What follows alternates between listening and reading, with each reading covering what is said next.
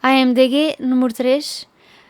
Sejam bem-vindos a um novo episódio, hoje sobre psicanálise, onde eu, Inês, vou estar a fazer algumas perguntas ao Rafael, que já esteve envolvido neste meio, e onde ele, no fundo, vai partilhar um pouco da sua experiência pessoal, e isto no intuito de ajudar e de expor alguns dos problemas e o porquê disto ser objetivamente mau.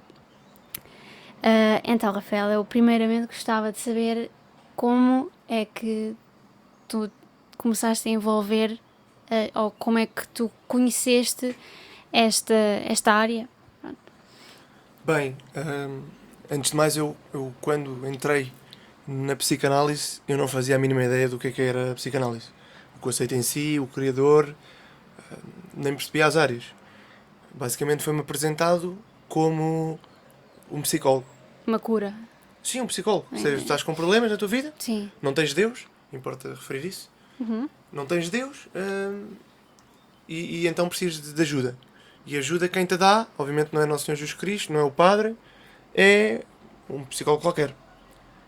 E como na altura, estamos a falar de uma altura que eu tinha 13, 14 anos, eu tinha um vizinho no meu prédio que vinha saber, estava envolvido com algumas práticas orientais, as quais já irei apresentar, e a sua esposa umas outras, nomeadamente uma astral, leitura da aura. Mas aí nunca entrei. Entrei, no entanto, com ele, neste caso com o vizinho, por volta dos meus 15 anos.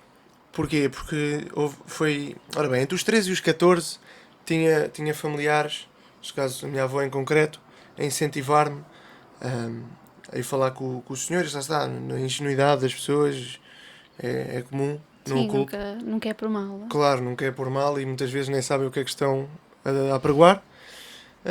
A minha avó, na altura eu tinha acne, então o homem foi-lhe vender o produto dizendo que se eu fosse a uma consulta com ele eu deixava de ter acne. E eu na altura era vamos dizer, um racionalista ateu, já tinha sido, lá está, depois de apostasiar, um racionalista ateu puro, que, pá, vamos ser sérios, tem aqui um tipo a dizer-me que as borbulhas da minha cara desaparecem se eu tiver uma consulta de psicologia. Pá, desculpa lá, mas vai vender o teu peixe a outro. Foi um bocado isso. Eu dizia à minha avó, pá, isso é coisa de malucos. Não acreditei nada disso. Acabou para mim. É quase como se fosse uma medicina alternativa, então, não? Completamente. Mas na altura era psicólogo. Sim. A ideia que eu tinha era um psicólogo. Sim, mas eu acho que essa é sempre a base deles. Claro. Pronto, como não têm algo físico, por exemplo, tu tinhas essa acne, como não têm algo físico para curar, tentam, olha, vem para aqui, que isto, se tu começares a fazer isto, New Age, né? Se tu começares a fazer isto, vais notar diferenças, porque o teu cérebro é muito poderoso. Foi isso, no fundo. É. Não, claro que sim. A questão é como ele tinha aqui alguma coisa física, foi logo a pegar por aí, até porque sabemos que muitos adolescentes têm problemas com acne. Problemas, digo, sentem, hoje em dia diz-se as inseguranças, não é? Com o acne, então ele pegou por aí. Não era o meu caso, nunca tinha muito acne, sim, mas isso não me afetava. Se calhar se me afetasse eu tinha logo dito, tá bem, vou experimentar. Mas não. Sim. Não. Aliás, é importante dizer, já tinha feito acupuntura quando era miúdo, eu odiava aquilo com tudo. Adormecia, esqueçam. Mas isso não interessa para aqui. Mesmo quando era miúdo, 6, 7, 8 anos, depois acabei por sair. Aquilo não era para mim de todo. Eu odiava aquilo. E não estava, lá está, mais uma vez, a par do que é New Age, nada desses conceitos. Acupuntura, espetavam-me agulhas, tudo bem. Isso, 6, 7, 8 anos. Até aos 9 ou 10 no máximo. Depois, lá está, a partir dos 13, vieram-me vender esse peixe. Eu disse que não queria. E segui a minha vida, como um adolescente. Até que a minha avó um dia me diz que foi fazer leitura da aura com a esposa desse tal vizinho. Também era minha vizinha, obviamente. E ela depois expõe o que lhe foi dito. Pá, aquelas coisas todas maradas de foste um rapaz noutra vida, morreste afogado, é por isso que tens medo de ir à água. Pá, estes fenómenos fascinantes que depois também poderemos abordar noutra ocasião. E eu, quando ouvi aquilo, descredibilizei, mas ao mesmo tempo assumi que uma semente fosse plantada no meu cérebro. E essa semente germinou em 2017, quando eu tinha 15 anos. após um período, não vou dizer trágico, porque não, a minha vida sempre foi fácil. Menos bom, é? Sim, porque lá está, hoje em dia é muito fácil nós acharmos que tudo é mau e que somos vítimas. É A minha a fase da cabeça... adolescência. A adolescência sem acompanhamento a nível de educação, e então acabei por ver, opá, não, eu já estou a dar o limite, a minha cabeça está a estourar, a escola também não me estava a fazer favor nenhum, e então, pá, por que não experimentar? Estou a bater mesmo mal com isto, vou experimentar. Foi assim. E então, pedi à minha avó que marcasse o contacto com esse tal vizinho, e lá fui eu ingenuamente, num dia do final de 2017, não sei se era outubro, se era novembro, era por aí. Fui então à minha primeira consulta, que foi muito simples. Eu cheguei lá, sentei-me numa cadeira, ele está noutra, está a olhar para mim, ele faz-me perguntas, como tu me estás a fazer, eu dou as respostas. Uma hora depois, acabou o tempo, vai-te embora. E eu fiquei, ok, isto é um psicólogo. Sim. É um psicólogo, está lá, faz-me perguntas, depois vai-me dar conselhos para eu corrigir a minha vida e está tudo bem. Sim, do que tu estás a dizer parece algo muito normal, não é? Exato. Faz perguntas, tu respondes e ele tenta te dar conselhos. Exato, faz o seu rastreio, por assim dizer, e está tudo bem. A primeira consulta foi isto. E eu, na minha ingenuidade, tudo bem. Então eu depois acabei por marcar uma próxima. Eu, se não me engano, na altura eu estava a ir, ou era semanalmente, ou era semana sim, semana não. Mas ele disse, por agora nesta fase inicial de diagnóstico e rastreio, temos de fazer um atendimento recorrente. Então eu estava a ir e a queimar dinheiro. Depois foi outro problema para mim, porque eu sempre fui muito cauteloso e prudente na gestão do dinheiro, mesmo quando era jovem. Se eu visse alguém a gastar, sei lá, 5 euros que fossem numa bugiganga, como a malta diz, uma porcaria que só ia usar 2 ou 3 vezes, eu ficava em brasa. Isso desconcertava-me ao máximo. Porque isso depois tinha a ver com um conceito que eu pus na minha cabeça de que eu era um fardo para a minha família. Nunca ninguém me fez sentir isso, atenção, eu é que desenvolvi essa narrativa. E vocês já vão perceber porque é que eu estou a mencionar isto.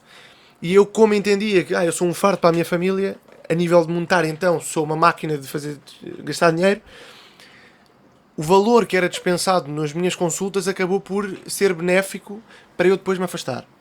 Mas nesta fase inicial era isto. Eu estava lá, ia às consultas, ele falava comigo, os meus gostos, os meus hábitos, fazia, pronto, uma análise geral. Até que me apresentou o primeiro método, não sei se posso dizer assim, o primeiro método terapêutico, que eu nunca tinha ouvido falar na minha vida. Nunca. Aliás, para mim era uma coisa de filme, que neste caso é a hipnose.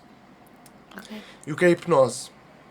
Não é o que vocês estão a pensar, que é romantizado, está aí o pêndulo bate nos olhos, olhas para a direita e para a esquerda, faz de galinha cocorococó, faz de vaca mu, e a vida segue. Não é? Tic-tac. Tic-tac, exato. Mas tem tic-tac, atenção. Okay, tem tic-tac. Eles usam um barómetro, acho que é esse o nome.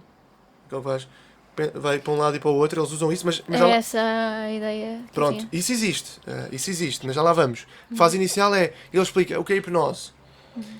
Ele explicou. Exato, ele diz, sabes o que é hipnose ou não? Ok. Então eu vou explicar, ele começa a explicar.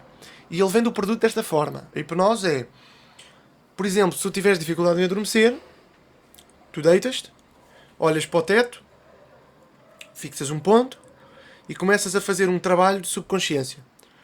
Porque lá está, eles rejeitam o conceito de alma na vertente católica e na vertente real, mas atribuem esta divindade ao subconsciente que tem poder sobre a carne.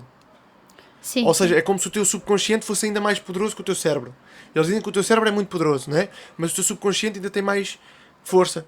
Então a ideia era, eu deitava-me, eu fixava um ponto e começava a fazer uma narrativa para mim mesmo. De, está tudo bem, agora já passou o dia, podes fechar os olhos, respirar fundo, e depois fazia, ou seja, enquanto eu processava estas palavras interiormente, eu fazia com que o meu corpo tivesse este comportamento. Relaxavas-te, é? Exato, basicamente, agora o meu braço está a ficar mole, e o braço ficava mole, e a minha perna está-se a esticar, e ela esticava, e os meus olhos fecham-se pesados, ou seja, isto para atribuir o conceito de sono. Isto acontecia tudo. Acontecia tudo. Okay. Isso aí, tudo. Porque este aqui, eu disse que era hipnose, mas mentivos. Não é hipnose, é auto-hipnose. Auto, que é quando tu fazes a ti mesmo. Que a ele, hipnose é, por exemplo, se fosse o terapeuta à pessoa. certo. Foi o que ele me fez. Mas eu estou-vos a dar contexto da auto-hipnose, porquê? Porque é para vocês perceberem que eu sei fazer isso. Sim. E no fundo ele estava a dizer, se tu estivesses sozinho, com dificuldade em adormecer, isso seria sempre para a auto-hipnose, é para ti. Era esse mesmo o propósito. Era um meio se tu estivesses, por exemplo, sozinho. Exatamente, ele estava-me a dar a dica. Olha, ele disse-me, tu tens potencial para desenvolver pronto, esta questão da hipnose. Tens potencial para fazer isto a ti mesmo e, como tal, vou-te ensinar a fazer. E ensinou. Tanto é que eu acabei por fazer este processo, como eu estava a dizer, o processo de dizer, para falar estas palavras ao subconsciente, o processo de me fazer adormecer, de fingir ou simular que de facto tenho sono. Isto tudo aconteceu. Mas lá nas consultas, era ele que guiava, obviamente, não era mais ninguém, e o que ele fazia era tão simples quanto uma análise psicológica, como eu referi, mas focada não em dormir, não em não ter dores, mas no problema específico de cada pessoa. Ou seja, havia sempre uma venda, por assim dizer, do produto mediante cada um. No meu caso, ele identificou que a lacuna que eu tinha era, neste caso, a falta da presença do meu pai. Ele identificou isso. Nunca foi passado da minha parte e eu nunca mostrei qualquer tipo de ressentimento ou sofrimento por isso. No entanto, como ele viu que podia pegar por aí, o que fez foi injeta na pessoa o sentimento de que isso é real. Ou seja, eu não sentia a falta do meu pai. Uhum. Para dar contexto, nunca vi o meu pai até há bem pouco tempo. Então na altura nem sonhava algum dia vê-lo. E então ele identifica, esta pessoa não tem pai. Então eu vou pegar nisto. Porquê? Fragilidade. Fragilidade, mas tem mais do que a fragilidade. Porquê? Porque para a hipnose, que faz parte da psicanálise, foi criada por quem? Por Freud. Quem não sabe é um judeu pedófilo que baseava toda a sua doutrina mental no sexo. Ok? Dizia que a criança tinha prazer em defecar, que tinha prazer ao tomar o leite materno. Sim, eram as diferentes fases da criança. Exatamente, todas na base do prazer sexual. Sim, é a psicologia do Freud. Exato. Se vocês forem pesquisar, é muito extenso, mas é basicamente isso que o Rafael está a dizer. É tudo à base de falta de castidade, no fundo. Certo. E sexualiza a criança. É um instrumento de sexualização sim, automática. Sim, falta de castidade da parte do Freud. Não, claro, porque ele sexualiza a criança. Exato. Então, o que acontece aqui é precisamente o seguinte. Temos uma falha sempre, que ou nos é dada pelo pai, ou nos é dada pela mãe. Ponto. Não há aqui... Para eles não há aqui outro caminho. Não tem nada a ver com pecado original, não tem nada a ver com a falta de Deus na tua vida, não tem nada a ver com oração, tem a ver com a tua mãe ou o teu pai. Porquê? Porque da tua mãe tu recebes ABC e do teu pai recebes XYZ. E quando tens uma presença fraca de um deles, que é sempre, para eles é sempre. Ou seja, às vezes é o pai que é fraco, outras vezes é a mãe que é fraca, mas não dá para teres um bom pai e uma boa mãe. Nesta teologia, porque é teologia, não dá para teres boa educação. Não, tem sempre uma lacuna. E essa lacuna cria outras lacunas. Então pronto, no meu caso era a lacuna do pai. Como não há pai, não tenho isto. Por exemplo, eu posso dizer, eu era extremamente feminino, eu era muito sensível, tinha mesmo falhas, tinha buracos em mim, por assim dizer, que tinham, pronto, feridas, marcas em mim que eram facilmente abertas. Então ela pegou nessa, com este contexto psicanalítico de é o pai, então se é o pai, ele falta-lhe isto e temos de dar isto. E ele depois apresenta o produto e faz todo sentido. Para um puto revoltado de 15 anos, é maravilhoso. Está lá a explicação porque é que a minha vida amorosa, como se precisava de ver se existisse sequer, porque é que a minha vida amorosa era ABC, porque é que a minha visão do dinheiro era DEF, porque é que eu me sentia assim neste dia, porque é que eu me vestia assado, porque é que eu ouvia esta música. Ou seja, basicamente ele era a única pessoa que dava as respostas a todos os males e sofrimentos e lacunas que eu tinha. Porque é para isto que esta gente serve. E tudo com base no teu pai, então? Neste caso era. Todos os teus problemas, toda a tua personalidade estava focada na ausência na ausência do pai, exatamente. É isso que eles... Ou seja, se eu ouvia metal é porque não tenho pai, Se eu não gostava de vegetais é porque não tenho pai. Se respiras é basicamente porque não tens pai. É. Acabava por ser. Que não faz sentido absolutamente nenhum, mas... Pois, só que aqui há um problema. Não faz sentido absolutamente nenhum na escala global e analisando. É frio. Mas, na parte particular, faz todo sentido. Porquê? Porque ele já tem o diagnóstico das tuas falhas e depois tem o produto a vender, que é o quê? Todas essas falhas que tu me indicaste, curiosamente, estão relacionadas com a falta do pai. Porque quando um ser humano não tem pai, acontece isto. É o caso, por exemplo, do homossexualismo. Está profundamente relacionado com isto, e eu concordo completamente com o Freud e defendo essa posição afincadamente, seja para as mulheres, seja para os homens. Isso é sem tirar nem pôr, está relacionado nesse caso, com traumas paternais, maternais, o que for aí, dou de barato. Tudo o resto não é bem assim. Mas volto a dizer, para um jovem revoltado, era mel. Então começou as sessões desta forma. Na fase inicial, dos meus 15 a 16 anos, era sempre à base de hipnose. E nesta hipnose eu estava sentado na cadeira, ele dizia, põe-te assim, põe-te assado, faz assim, faz assado. E dava ali... Pronto, depois ele perguntava-me, e aquilo era mesmo, era sufocante. Agora vou contar uma experiência para perceberem. Quando eu digo sufocante, era literalmente sufocante. Houve uma vez que eu não sei como é que não estrangulei ali. Não me perguntem como é que asfixiei, mas quase asfixiei. Eu estava no consultório, ele à minha frente, eu na cadeira, e ele perguntava, o que é que tu sentes? E eu digo que tenho um peso grande nas minhas costas e uma dor no peito. O peso nas costas, ele dizia que era a mochila com todas as pedras que a minha família lá colocou, que me faziam sentir o peso da vida deles correr mal. Ok? Basicamente, ele o que fazia é fazer-te sentir como se tu fosses uma vítima. Sempre. A tua mochila era por causa da tua família e por isso tu tinhas o direito de sentir assim e tinhas o direito de ficar assim. Exato. No poço. Porque, ou seja, eu chego lá e digo que tenho este fardo, como referi há pouco, de tudo o que acontece mal na minha família é culpa minha. Eu tinha esta consciência. E desenvolvi esta narrativa. E ninguém me atirava da cabeça. Então, obviamente, que ele pega nela. E depois, se eu tinha o peso nas costas e o aperto no peito, tinha a ver com essa mochila. Então, ele disse, ok, vamos lá resolver isso. Então, como é que é? Estava eu sentado num cadeirão. Essa num cadeirão para estares confortável, numa posição vulnerável de descontração. Não estás atento, não estás ativo. Não é? Se estás de pé, irto, estás mais pronto ao ataque. Se estás numa cadeira, soft, aí esticadinho. Não é? Dar este estímulo de paz, de calma. Então ele chega-se a mim, mete a mão no peito, uma nas costas, e diz assim, começa a gritar.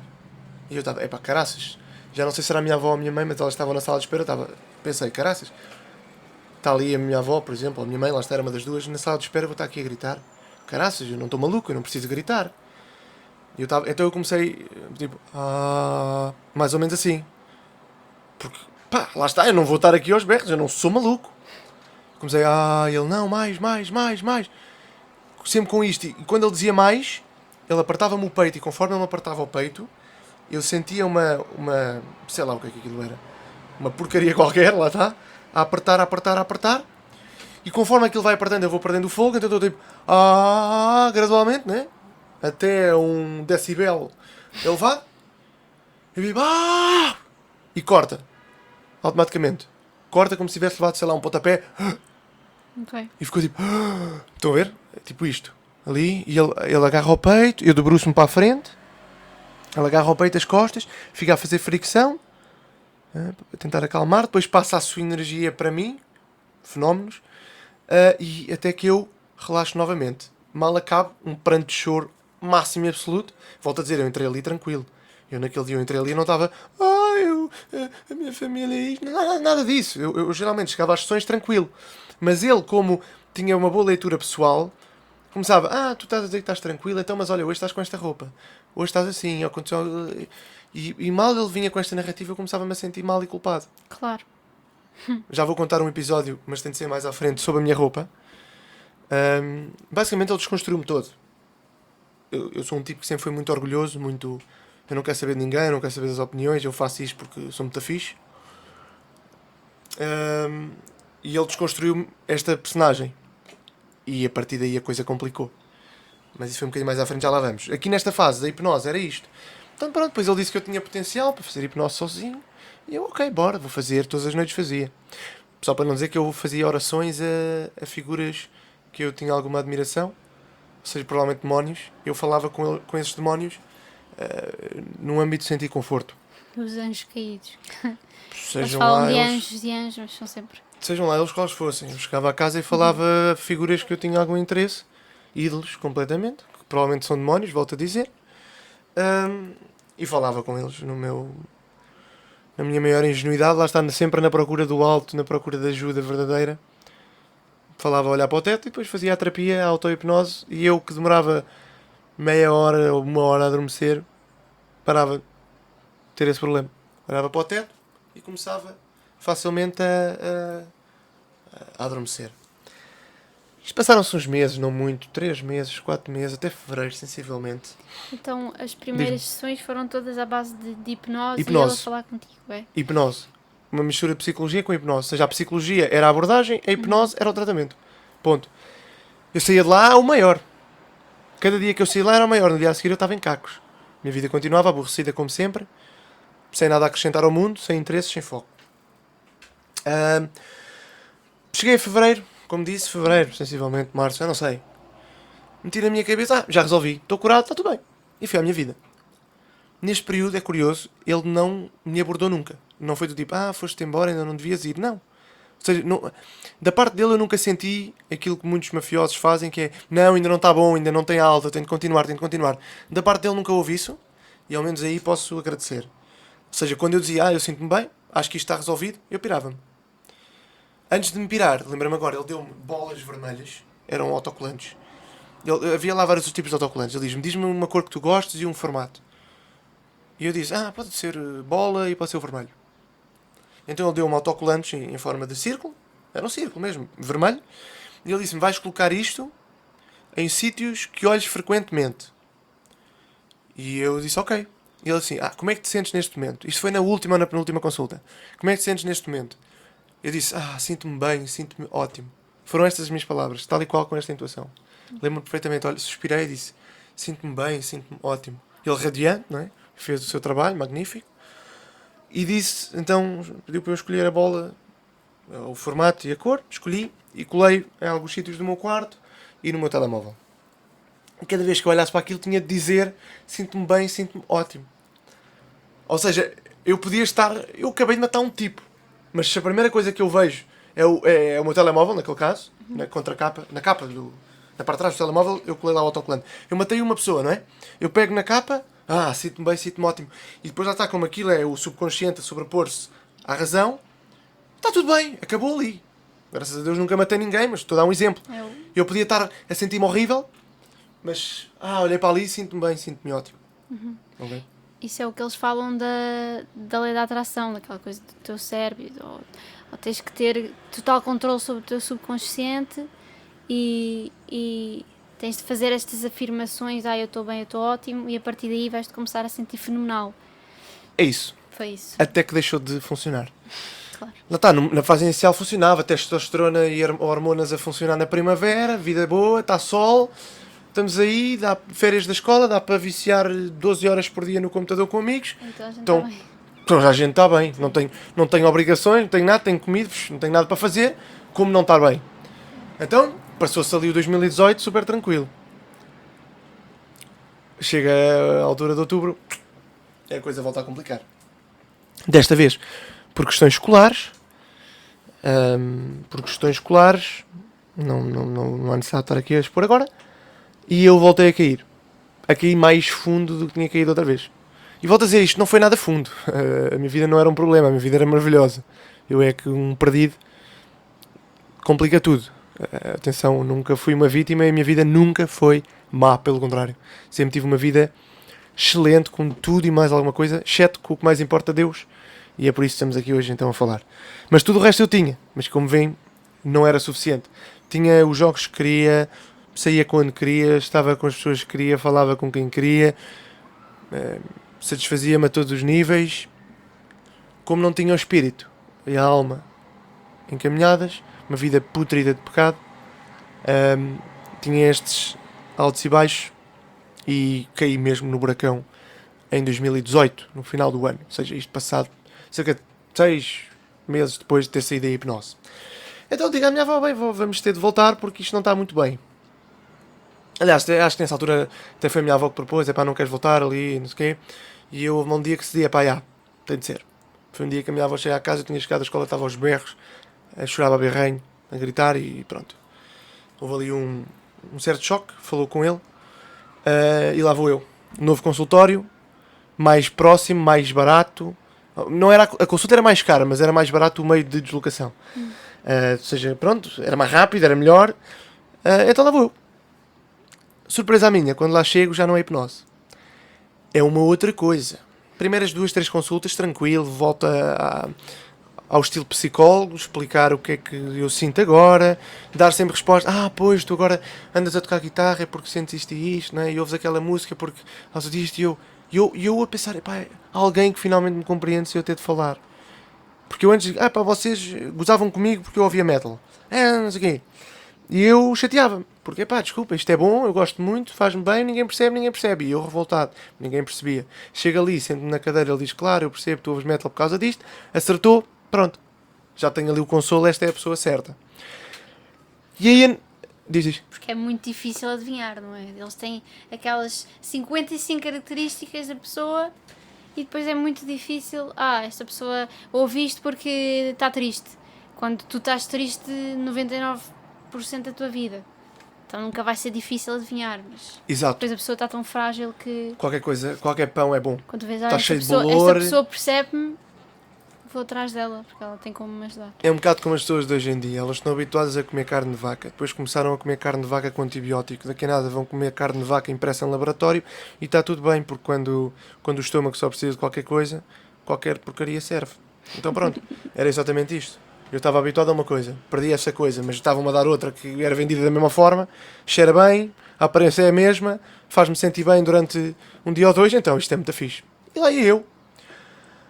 Então, ao fim da segunda ou terceira consulta, ele começa um processo diferente onde eu já não estou sentado na cadeira.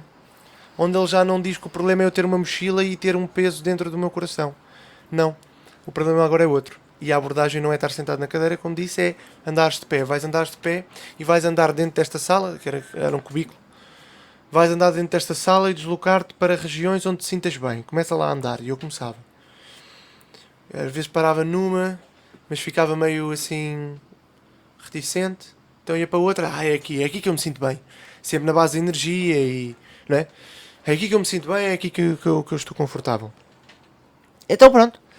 Lá ficava eu, e ele começava, ok, aí tu vais olhar para a frente, vais ver o teu pai e vais-lhe dizer o seguinte, pá, pá, pá, pá. E eu dizia, pá, pá, pá, pá. Ok, agora vais ter de ir para ali, vais encontrar, vais encontrar o teu tio e vais dizer pá, pá, pá, pá. E eu, pá, pá, pá, pá. Ok, agora tens de procurar onde te sentes mais confortável junto do teu tio. E eu ia... estás nas costas, estás na frente, estás no lado. Esta base. Geralmente até ao ponto do colapso. Depois, obviamente, que há pessoas mais resistentes do que outras. Mas havia ainda umas... Lá está, como eu era muito feminino, havia algumas ocasiões onde eu colapsava e começava a chorar. Não, mas até aqui nada mais, que ele depois dava a cura, dava-me o pão que eu precisava e estava tudo bem. Certo dia, também numa dessas consultas de escritório, assim se puder dizer, consultório, ele fala-me das feridas emocionais. Feridas emocionais, basicamente, são 5? Sim, são 5 feridas. É uma adaptação oriental dos temperamentos. Em vez de teres 4 temperamentos, tens 5 feridas. Geralmente temos sempre a predominante, geralmente não, temos sempre uma secundária e podemos até ter a terceira. Mas temos sempre a predominante e a secundária, tal como os temperamentos. E estas feridas são elas a da humilhação, a da rejeição, a da traição. E rejeição, já disseste? É rejeição, abandono, humilhação, traição e depois há outra. Isto não interessa nada. Se quiserem pesquisem, mas eu não recomendo. Basicamente isto é o quê? É um leque de características que nós temos relacionadas, lá está, com a ausência do pai ou da mãe. Se for um, dá-nos X características, se for outro, dá-nos outra característica. Ou a ausência, ou a fraca presença, ou a inércia, seja o que for. Pronto. Eu digo a ausência porque é o conceito abrangente. E isto depois dá-nos certas doenças, dá-nos certas formas de estar e pensar e viver a nossa vida, dá-nos certos problemas. Os que têm problemas com o dinheiro é porque está relacionado com a mãe, e depois vais fazer o quê? Vais fazer a árvore genealógica da pessoa. A constelação é isto, ok? Vais fazer a árvore genealógica da pessoa, e se tu fores traída pelo teu marido, é porque a tua tetravó de certeza que foi. Se não foi a tua tetravó, foi a tua avó. Se não foi a tua avó, foi a tua bisavó. Se não foi a tua bisavó, foi a tua tia. Até pode ter sido o teu antepassado do século III, mas houve alguém na tua família que foi traído, então tu voltaste a ser. Ou seja, é um conceito altamente deturpado do pecado original, onde te fazem a ti culpado do pecado dos teus pais, mas sem redenção. Aqui não há redenção. A redenção é tu conseguires emancipar-te e saíste dessa cadeia repetitiva. Eu ainda não tinha saído. Qual é que eu tinha? Tinha a rejeição e o abandono. Acho que já não precisei o porquê, lá está, mais uma vez associado ao meu pai, porque o meu pai me abandonou e as pessoas me rejeitavam e eu sentia-me que ninguém queria saber de mim. E narrativa típica de jovem chorão sem testosterona, efeminado, que bebeu leite de soja durante 10 anos. Também é importante referir isso, que isso também tem impacto. Bebi leite de soja durante 10 anos, porque eu era intolerante, pronto, enfim. Depois, graças a Deus, deixei de ser. Mas, ou seja, eu tenho, durante toda a minha vida, até aos meus 12 anos, eu andei a beber leite de soja, 12, 13. Ou seja, nem uma década faz com que eu bebo leite normal. Ou seja, como podem ver, ainda há um trabalho muito grande a fazer e nesta altura, então, o leite de soja estava no auge, então, pronto. Era um soy boy, como lhe chamam. Qualquer coisa me debilitava. Então, pronto. Tens a ferida da rejeição e da humilhação. Eu chego a casa, pesquiso, fiquei fascinado com aquilo. Mas as consultas não chegavam. Então ele disse-me assim: olha, nós agora estamos a desenvolver um projeto que fica ali no hotel tal, que acontece no segundo sábado de cada mês. Já não sei se é o segundo, se é o primeiro. Se for o primeiro, é só uma coincidência engraçada, por assim dizer, mas eu tenho ideia que era o segundo. Também não vou estar aqui a levantar falsos testemunhos. No segundo sábado de cada mês nós íamos para um espaço num hotel. Ficávamos das 2 da tarde até não haver mais pessoas para constelar e era terapia de grupo.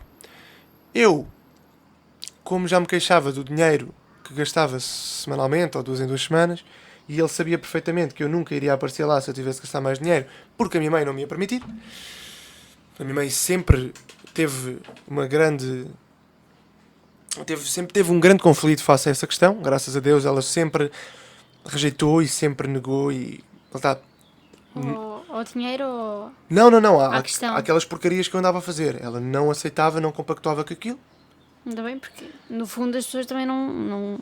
Quem não está dentro disso acha que isto é tudo maluco, o que é que está a acontecer, não é? A questão é que são mesmo todos malucos, Sim. exceto alguns outros que eu já vou mencionar quando falar então do grupo. Mas sim, completamente. A minha mãe nunca foi à bola, por assim dizer, com isso.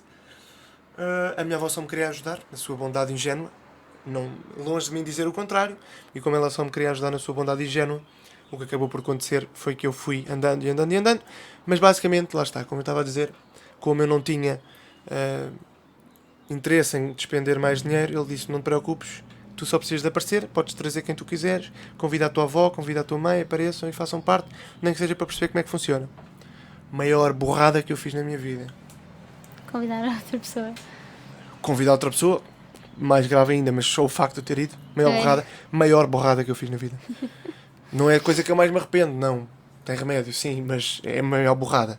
Porque eu não sabia onde é que eu me estava a meter. Então isso antes era só tu e ele e depois passou a Exatamente. ser tu, outra pessoa. Não, é eu, outra pessoa, é eu, dezenas de pessoas e ele. Quando eu digo dezenas, lá está, aquilo era uma sala de hotel, não é propriamente aquilo que vocês possam imaginar uma terapia de grupo de um coach da internet. Não, era um espaço amplo, tinha cerca de 30 pessoas, todas sentadas em cadeira, com um espaço vazio no meio, onde fazíamos um teatro, que tem o nome de Constelação, e basicamente consiste no quê? Chamas uma pessoa... para dar contexto, chegávamos lá, dizíamos o nosso nome e o que é que nós queríamos constelar. Ou seja, tínhamos que constelar um problema específico. Por exemplo, muita gente dizia: eu quero constelar o trabalho, eu quero constelar o dinheiro. Depois havia uns que iam constelar o líbido. Só aqui já vimos a perversão total daquelas pessoas. Constelar o líbido. Têm problemas sexuais, não é? Eu na altura nem sabia o que era o líbido. Isso depois também é outro episódio que posso partilhar. Então eu entro lá, no primeiro dia disse: estou só aqui para participar. Porque eu queria perceber. Quando tu vais constelar alguma coisa, se houver tempo, todos são chamados. Geralmente não havia, porque a maior parte ia constelar alguma coisa. Então ele chama aquele que lá está, que quer manter preso na teia ou que acha que precisa de alguma coisa naquele dia para não se ir embora. Era geralmente assim. Quem ia participar estava sempre livre de ser chamado por uma pessoa que ia constelar. Porquê? Porque as constelações de grupo têm o objetivo de trazer mais energias, mais realidades distintas, vou-vos pôr o meu exemplo, para perceberem. Então no segundo dia, não, nem vou pôr o caso de uma senhora que isto marca até hoje e isto é arrepiante. Acho que foi mesmo no meu primeiro dia, eu estava lá só a participar. Eu estou sentado, levanta-se essa senhora que queria constelar o seu joelho.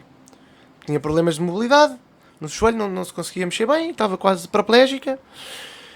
E então ela vai ao meio e o terapeuta diz: ok, não sei quantas, agora você tem de escolher alguém que represente, sei lá, neste caso já não me lembro, que represente o seu pai, por exemplo. E ela escolhia alguém ali que tinha a energia do pai, por assim dizer. O subconsciente indica, nós não conhecemos as pessoas, nós não nada, é este. E a pessoa, sem saber porquê, só vai. A pessoa vai e a seguir ele diz: tem de escolher alguém para representar a doença do seu joelho. E eu aí tremi. Porquê? Porque eu tenho um problema no meu joelho desde 2014 ou 15. Tenho a tíbia deslocada da rótula e tenho problemas de mobilidade.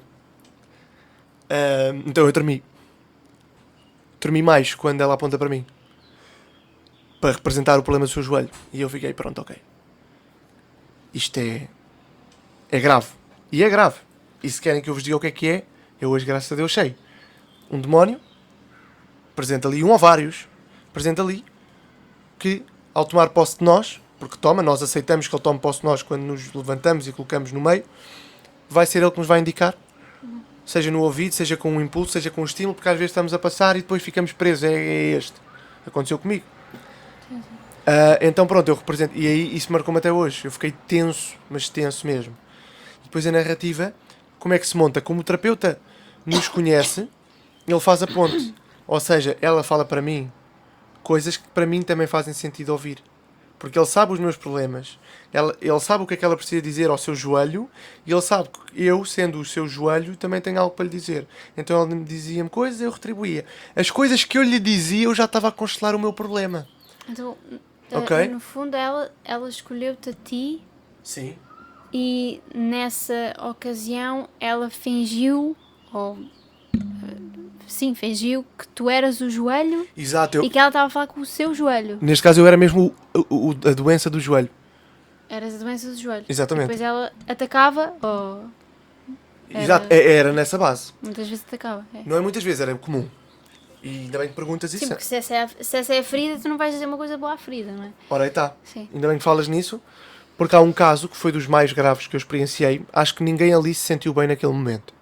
Estava uma indivídua de pé, constelar o seu problema qualquer que eu não faço mais pequena ideia que era. E está um tipo que é chamado para representar o pai que traiu a mãe, ou não, era o avô que traiu a avó. Esse tipo é chamado para representar isso. Ele levanta-se, e ela olha para ele e o terapeuta: o que é que estás a sentir? Para ela, né? E ela diz: estou a sentir uma raiva, eu matava-te aqui, se eu pudesse eu matava-te aqui, tu já aparece! E começou a berrar, depois correu lançada para uma janela que lá havia, abre a janela toda a força e fica assim, ou seja, vocês estão a ver o que é isto, ok? Eu estou mesmo a narrar, isto é muito pesado, e toda a malta ali ficou tensa, porque naquele momento nós todos pensámos que ela ia partir mesmo para matar alguém. Eu acho que ela só não matou aquele indivíduo que tinha zero culpa, porque ele não é o avô, nem o pai, nem nada, não é? Mas logo aqui nós vemos, este indivíduo foi chamado, se calhar porquê? Porque ele tem um historial de 3 mulheres. Ponto. Vocês podem dizer, isso é tudo falso e tudo mais. Vocês podem achar isso. Mas vos garanto, pela minha experiência, inclusive, que não é falso. Aquele indivíduo, de certeza, que de facto já traiu. Ou tem um historial de ser, como dizem hoje em dia, o garanhão e mulherengo, não é? Neste caso, um grande promíscuo. Um grande promíscuo, não é? Mas nós, sem saber, fazemos isso. E todas as vezes que eu fui chamado a participar, que não os vou expor todas, não vale a pena, houve apenas uma única que eu não sei o porquê de ter sido chamado. No entanto, também não tenho forma de saber, porque era uma indivídua que ia também constelar, acho que estava relacionado com traição. e começa a chamar, agora tens de chamar a tua mãe, a tua tia, a tua avó, a tua bisavó, a tua trisavó, a tua tetravó, e ela começa a chamar pessoas. Mulheres todas, elas começam meio tensas, ou seja, mostra ali que se calhar também há historial de traição na família, depois diz, ok, agora tens de representar o homem que violou essas mulheres todas, e ela chama-me. Diz, és tu. E eu, caraças, e fui. Ou seja, eu fui escolhido para representar um violador colonial, no tempo do colonialismo. Que violou estas mulheres todas daquela família, daquela senhora, basicamente isso. Este indivíduo, acho que não era da família, lá está, era um colonizador, como eles chamam, não é? Neste caso, um português que foi para o ultramar, e supostamente tinha violado a família desta mulher. Todas. Ou todas, lá está, não era todas, mas a bisavó tinha historial de alguém ter violado, e a avó, e depois a tia e a mãe tinham sido violadas por este indivíduo, e todas tinham sido violadas, era basicamente isso. Então, e depois as pessoas, quando essa senhora te chama, as pessoas automaticamente pensam que tu, na família, tens alguém que violou, ou que tens esse historial, não é? Lá está, se elas percebem alguma coisa do que se está ali a passar, tem de ser esse o raciocínio a ser feito. Ok. Eu posso-vos garantir, eu não faço ideia do porquê de eu ter sido chamado. Eu conheço pouco da minha árvore genealógica. Das pessoas que eu conheço, garanto-vos que nunca aconteceu nada disso. Das pessoas que eu não conheço, é impossível. Não no ultramar, mas noutras ocasiões. Lá está, eu estava a representar um violador em massa, basicamente. Ou seja, eu representava todos os homens que violou aquelas mulheres, tanto as duas do ultramar como as outras. Algo assim. Então sim, as outras pessoas automaticamente ficam a supor coisas. Sim. Ficam a supor coisas. E é isto. Para vocês perceberem, é isto que acontece. A minha experiência de constelação foi uma única, foi constelar o meu pai. No dia que a minha mãe estava lá, eu pedi à minha mãe para sair da sala. O terapeuta perguntou, queres que eu também fique? Eu pedi que ela saísse. Ela saiu. E então, tens de escolher alguém que represente a tua mãe. E eu, pimba, é esta. Sem conhecer, nunca vi aquelas pessoas na vida. Vias naquele dia, nunca vi mais. Nunca mais vi. Tens que chamar o teu pai. Chamei o meu pai. Curiosamente, também era um homem do norte, também era um que tinha ar de garanhão. Ou seja, eu logo ali tremi. E depois tinha que chamar outro que era... Não, que era eu, não. Acho que não, acho que era estes dois. Então eu dizia uma coisa a um, agora tens de dizer isto à tua mãe, tal. E a mãe tinha de dizer a mim. E logo pelo que ela me dizia, eu sei que ela tem problemas com o filho, ponto. Pelas palavras que ela me dirigia, lá está, sou eu que estou a constelar, não é? Mas ela ao estar ali, o terapeuta sabe o que é que ela precisa, então mete-lhe palavras na boca que ela precisa dizer ao seu filho. O que acontece é o quê? É um demónio, porque o meu pai está vivo, o filho da senhora está vivo, algumas pessoas que representávamos já estavam mortas, mas outras não. Então é o que é um demónio que se apodera de nós para fazer-nos ser aquela pessoa naquele momento. E nós dizemos e atuamos genuinamente como aquela pessoa atua. Falamos como aquela pessoa fala, os maneirismos, ok? E nessa constelação minha, eu estou a falar com o meu pai, é a primeira vez que eu estou a falar com o meu pai, que não é o meu pai, mas como vem lá o demónio que eles dizem que é o meu pai, eu estou a falar para ele e é mesmo o meu pai. Vos digo. E eu acho que isso é mesmo, agora não sei o nome concreto, mas eu acho que isso é mesmo um método do Freud, pronto, um meio de tu fingir que aquela pessoa é X pessoa. Sim. Isto está tudo especificado. Depois também é muito o método do Carl Jung, vocês podem pesquisar, é também um judeu, obviamente. É tudo judeu. É. Sim. E só por aí já vem... Não foram eles que inventaram, foram os judeus, e nós sabemos que, pronto, há um certo problema com esse grupo. Claro, e manifesta-se aqui também. Então nessa minha constelação eu estou a falar com o meu pai, a minha primeira vez, a coisa mais tensa, o momento mais tenso de toda a minha vida, vos garanto. Eu estou a falar com o meu pai até que eu sou empurrado com uma força bruta para o chão, de joelhos, automático. Por outra pessoa? Ou... Não, sei lá o que é que era. Pergunta a quem me empurrou. Seja um demo, seja o que quiserem chamar. Para mim é um demo, mas ainda dizem que eu sou maluco, então vamos manter isto não vamos sair da estratosfera além do plano material. Pronto. Quem quiser sair, acho muito bem que faça. Nós, sendo católicos, obviamente saímos. Eu sei o que é que me empurrou, mas mantendo isto no nível material e carnal, não sei. Foi a força gravítica com 3.000 vezes mais... Foi uma corrente de ar com 3.000 vezes mais potência do que o habitual. Eu fui projetado de joelhos para o chão, a chorar, baba e ranho. a soluçar, mais uma vez, dificuldade em respirar. Pronto, não tenho outra forma de narrar, vocês não sabem o que é que uma pessoa sente, eu também já não me recordo ao certo, sei que foi isto que aconteceu. Quando acaba, as pessoas todas em choque, algumas comovidas a chorar, porque o que eu estava a dizer era agressivo, ok? Era agressivo. E o que eu ouvi mais agressivo foi descobrir coisas relativamente ao meu pai. É um fenómeno. Porque, só para vocês verem que há aqui demónios. Agora, eu estava... Desculpa, força. Tu descobriste coisas relativamente ao teu pai da que era supostamente a tua mãe? Exato, ou de ambos? É uma boa pergunta. Mal eu chamo aquele indivíduo, o meu pai, o terapeuta diz-me para eu dizer 2 ou 3 coisas e depois diz, espera aí. E ele disse, dê-me só um momento. E ele sai da sala para ir ter com a minha mãe, que está lá fora, né? Como eu disse, eu pedi para a minha mãe sair. E vai lá dizer qualquer coisa que não dá para ouvir. Quando ele depois está a entrar, ele abre a porta, vira-se para a minha mãe, mas tem mesmo a certeza do que está a dizer. E a minha mãe diz, sim, tenho. Eu no momento não percebi. Depois percebi. Ele foi fazer esta pergunta porque ficou assim. É o que me parece, daí haver esta comunicação demoníaca. Ele está lá, eu chamo esta pessoa e ele fica, ok, esta pessoa tem A, B, C, D, E, F características. Ele tem de ter estas todas, ou pelo menos a maior parte, para eu o ter chamado.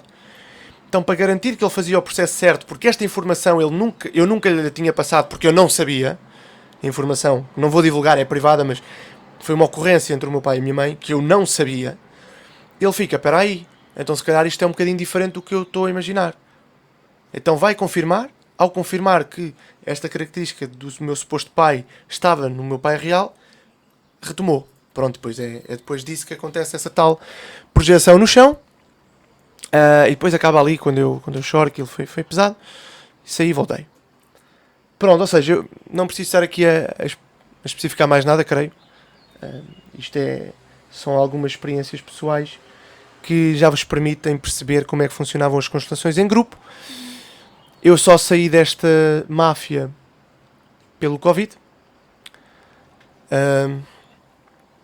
Da seguinte forma, eu estava a fazer constelações. Não ia todos os fins de semana, neste caso todos os meses. Não ia todos os meses, mas estava aí com alguma regularidade. Cheguei a ir com a minha avó, cheguei a ir com a minha mãe. A minha mãe chegou a participar. Nunca constelou, mas chegou a ser chamada para bastantes constelações. Sempre que a minha mãe era chamada, eu ficava... Pois, eu sei porque é que estás a ser chamada. Percebem? Eu não estou a dizer-vos isto que é para... então mas estás a dizer que isso é real. Não, eu não estou a dizer que isto é real e que de facto descobre alguma coisa sobre ti. Eu estou a dizer é que isto tem de facto atividade demoníaca por trás. E é real, eu acho que é importante referir isto. Quem sabe o básico de New Age, isto é tudo real, mas não é porque a psicanálise ou tudo o resto tem razão, porque não tem razão.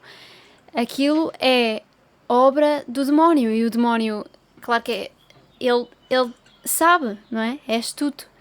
E não é... As pessoas muitas vezes dizem, ok, isto faz sentido, então isto é verdadeiro. Não é verdadeiro, é como se fosse basicamente, por exemplo, o tarot. Precisamente. É quem sabe como é que aquilo é praticado, muitas vezes tende a gostar daquilo porque, olha aqui isto, a senhora disse-me que isto ia acontecer e aconteceu.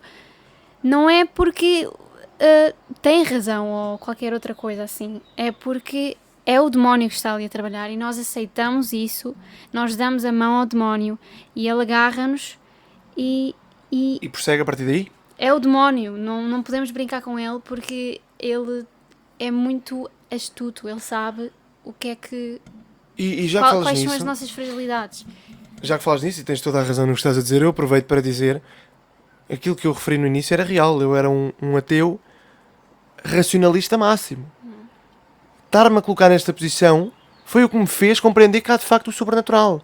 Porque era impossível forças carnais, materiais, terem acesso a esta informação, conhecerem isto e conseguirem ir daqui para a frente. É impossível. E se alguém... Exatamente, se alguém aqui acha que somos seres meramente carnais e que não há o além, como muita gente lhe chama, amigos, desenganem-se. Eu espero que sejam todos católicos, que conheçam a verdade em Nosso Senhor Jesus Cristo e a sigam tal qual nos foi revelada. No entanto, pelo menos, aceitem que há um mundo espiritual. Porque isto aqui que eu vos estou a dizer, isto não é bruxaria. Muita gente acha que é, mas isto não é bruxaria. Não é, porquê? Porque envolve diretamente atividade humana, mas com conhecimento sobre-humano, que é impossível ter acesso. Por muito que nós digamos àquele terapeuta, uma coisa é o que nós dizemos ao terapeuta e que depois o terapeuta nos faz dizer ao outro para resolver os nossos problemas. Outra coisa é eu estar no meio de uma sala com 30 pessoas que eu nunca vi na minha vida, dizer, olha, tu tens um problema no joelho, quem é que é? É aquele bacana. Quem é que é? Sou eu que tenho o joelho todo estragado. Percebem? É impossível. É impossível. Ou seja, isto foi o que me fez perceber que há um mundo espiritual. Cheguei lá imediatamente? Não. Ainda andei um ano a patinhar na lama, mas isso é outra conversa. Neste caso, posso-vos dizer o seguinte. A minha mãe, como vos referi, não gostava daquilo e muitas vezes me dizia uma coisa que eu hoje sei que é 100% verdade. Ela dizia, eu acho que algumas pessoas estavam possuídas. Meus amigos, dou-vos aqui a garantia. Havia ali indivíduos que, com muita pena minha, estavam possuídos. Não eram todos. Eu era um dos que não estava, graças a Deus. A maior parte não estava, posso-vos garantir. Eram pessoas lúcidas, que tinham um problema do dia-a-dia, nomeadamente eu costumo estar muito tempo desempregado, ou eu e minha mãe temos muitas discussões, ou dói-me isto, então eu vou resolver. Obviamente recorri à atividade demoníaca, sem saberem, tudo bem, mas não eram perturbados. Agora, aquela senhora que eu vos falei há pouco, algumas daquelas mulheres que olhavam para mim com raiva como se eu fosse de facto um violador, eu digo-vos, eu estava ali, pronto, na altura também o facto de eu ser mais feminino contribuiu. Se fosse hoje eu não me teria sentido intimidade. Mas eu digo-vos, eu tinha ali 6, 7 mulheres em linha reta, porque foi a posição que elas... Lá está, ou árvore genealógica, ou seja, a filha, a mãe, a tia, a avó, assim todas em fila indiana, como se costuma dizer, não é? Porque horizontal, tudo a olhar para ti, ou exato. Vertical? É. Vertical. E depois meteram-se horizontal. Todos a olhar para mim e eu fiquei... Esta malta está a olhar para mim como se eu fosse de facto um violador. Estão a perceber? Porque naquele momento, naquele teatro, elas são tomadas pelo divino. Neste caso não é pelo divino, perdão, é pelo sobrenatural, pelo demoníaco, não é pelo divino, perdão, é pelo demoníaco, e sentem repulsa por um jovem. Eu era um puto, tinha 16 anos, já tinha 17 nesse dia, não sei, eu estive entre os 16 e os 17 a fazer de grupo, não sei ao certo, era um miúdo. Nunca fiz mal a ninguém. Quer dizer, fiz mal a muita gente, mas não nessa perspectiva, não é? E elas olhavam para mim como se eu fosse o maior violador em série que vocês podem ver. Porque é isso que o demónio lhe exorcia. Quando acabava a constelação, ninguém me queria bater, ninguém estava chateado comigo. Da mesma forma que a outra senhora que foi barrar para a janela e quase partiu aquilo tudo, continuou com vontade de bater no outro moço. Mas havia outros que ferviam com as pessoas. E quase se espumavam, mesmo. E uns que esticavam o peito de mulheres, completamente perturbadas, ficavam... Amigos, isto não é normal. Não é. Por isso a minha mãe tinha razão, eu na altura não lhe dei, estava cego por aquilo. Inclusive ele depois o terapeuta arranjou um mecanismo de perversão, viu que a minha mãe era um inimigo deste processo que ele me estava a fazer, então arranjou forma de eu ter ainda mais raiva e frustração face à minha mãe. Ou seja, dividiu-me e separou-me da minha mãe ainda mais, até que eu, pela graça de Deus, depois consegui reconciliar e realmente compreender o que é que estava a ser feito por trás. Mas na altura a minha mãe dizia-me que aquilo era errado, que era um problema, que aquele tipo não era boa gente, e que ele tentou fazer isto com ela e não sei o quê. E eu não via, não queria ver o que quiserem dizer, e acabei por passar um período de cerca de um ano. Lá está, não era recorrente, porque eu depois larguei as constelações privadas e comecei só a ir às de grupo. Basicamente foi isso que aconteceu. E até ao Covid. No Covid, pela graça de Deus, comecei a perceber algumas coisas. Comecei a desmistificar toda esta treta. E depois, quando da minha conversão, obviamente, e com a ajuda da Inês, que depois também terá a possibilidade de vos partilhar a sua aventura neste mundo espiritual demoníaco. Também com a ajuda dela consegui limar algumas arestas da consciência que eu fui ganhando assim que me fui afastando destas práticas. De forma geral foi isto. Foi um período que foi desde os meus 15 anos até aos meus 17. Não foi contínuo, teve pausas, mas foi perverso o suficiente, foi danoso o suficiente. É difícil reparar, é difícil sair, porque depois nós damos por nós, vejam bem. A primeira prenda que eu dei à Inês já quando namorava com ela, no Natal, isto foi, ou seja, nós depois convertemos ao protestantismo. Nós não sabíamos o que era o protestantismo, ok? Mas lá está. Eu leio a Bíblia todos os dias, e foi a Inês que criou esse estímulo em mim, ler a Bíblia todos os dias e gostar de Deus, mas depois andávamos a comparar os nossos signos, e ao ponto de eu ainda estar fascinado com esta questão das constelações. Eu contava isto às pessoas com fascínio: tu nem sabes, acontecia isto. E a malta falava, e eu pronto, ainda acreditava naquilo. Isto, atenção, ainda não me considerava católico, não estava a par da doutrina, ainda não tinha reconciliado, ainda era apóstata, mas já estava a entrar em Nosso Senhor Jesus Cristo, que é o que nós vemos muita gente hoje em dia cair, não é? Conciliares, então, parece uma mina. Eu ao domingo vou receber o banquete, vou receber o biscoito, como infelizmente acontece na maior parte das missas bogos. Sim. Vou ao biscoito, digo, gosto muito, eu amo muito o Senhor. Depois no dia a seguir estou a fazer um yoga, estou a fazer um reiki, estou a virar cartas. É isto que acontece, ok? Muita gente, só para vocês verem, quem introduziu a minha avó à acupuntura foi uma senhora que tinha prática habitual na paróquia da minha terra. Ok? Tinha presença habitual na paróquia da minha terra. Introduziu a minha avó à acupuntura há mais de uma década. Foi aquilo que eu falei que também tive metido. Ok? Pessoas que estão lá metidas há décadas. Quase 2 décadas. É ridículo. Gente que devia ter a base, o catecismo, não lhes é dado. Então vão cair nos falsos profetas. São Paulo-Visones. São Paulo-Visones. E quem não conhece, quem não é estudo, quem não tem acesso à palavra, porque infelizmente poucos são os que têm acesso à verdade, hoje em dia é muito fácil cair nisto, meus amigos. E por isso eu partilho com o coração aberto, um testemunho verdadeiro, genuíno e com compaixão por todas aquelas almas que eu conheci. Rezem por elas, rezem por todos aqueles que vocês conhecem, que seja o mínimo yoga, o mínimo tarô, pode parecer o mínimo, não é. Isso eu depois lá deixarei para a Inês, como vos disse. Da minha parte é isto, constelações, hipnose, muito, muito, muito perigoso. Tudo soluções fáceis para tapar buraquinhos que são abertos pelo pecado original e depois, claro, pelo pecado do nosso cotidiano. Sim, no fundo é o anticristo. E é importante dizer às pessoas, ou explicar às pessoas o porquê disto ser mau, e só porque faz sentido, ou só porque me sinto assim, ou só porque me sinto assado. Só uma coisa, parece fazer sentido, não é? Sim, parece sim. fazer sentido. Parece fazer sentido, mas não é porque é, como eu estava a dizer há pouco, não é porque é verdadeiro, ou porque é bom, ou porque vem de Deus. Porque nós sabemos que só oração, só rezando, só fazendo meditação, só indo à missa, recebendo Jesus Cristo, é que nós realmente estamos a fazer o que Jesus Cristo pede. Não é acreditando que somos poderosos com o nosso subconsciente, ou que temos esta informação toda sobre as nossas vidas passadas e blá blá blá, a história que eles contam todos os dias a milhares de pessoas, e que acabam por matar tantas e tantas almas. E pronto, nós tivemos esta ideia de, eu comecei por entrevistar ou fazer algumas perguntas ao Rafael, porque ele esteve envolvido neste meio e é importante explicar, como já referi. Por isso ficamos por aqui, espero que tenham gostado, e fiquem com Deus. Um último apelo da minha parte: estas pessoas, eu não quero nunca passar a imagem que são pessoas más. Eu não acredito que o meu terapeuta seja alguém mau. Ele simplesmente está cego, acredita verdadeiramente naquilo, por todas as experiências também que teve na sua vida e o pão que lhe foi dado.